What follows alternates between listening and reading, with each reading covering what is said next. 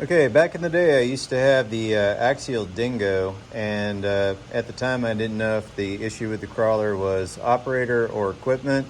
Hindsight being 2020, it was definitely operator. So what you're looking at here is my new dingo. So I know that this isn't a dingo body; it's a Jeep Mighty body. But I definitely wanted to have my Jeep Mighty make some presentation over at Axial Fest, and I did miss having the dingo. It'd be kind of nice to bring the dingo over to Axial Fest. So what you're looking at here is the Mighty Dingus.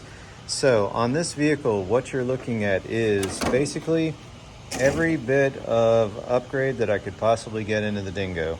We've got carbon fiber all throughout. I've got aluminum upgrades in it. Desert Lizard for the suspension. Not 100% sure if I'm going to keep it or not.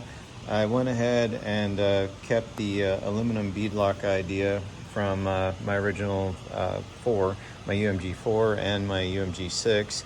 And then, I just kind of got this thing ready to go with four-wheel steer as well. And at the moment, I'm still trying to figure out what I want to do for electronics.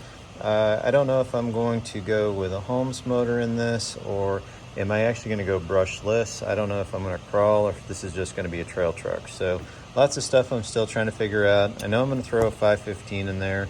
Not 100% sure what I'm going to do for the speed control yet. Probably going to go something like a 1080.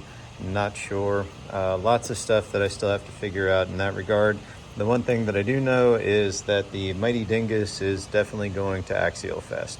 So this is what I built last night. I still have a ways to go on it. Lots of ideas that I need to bounce back and forth.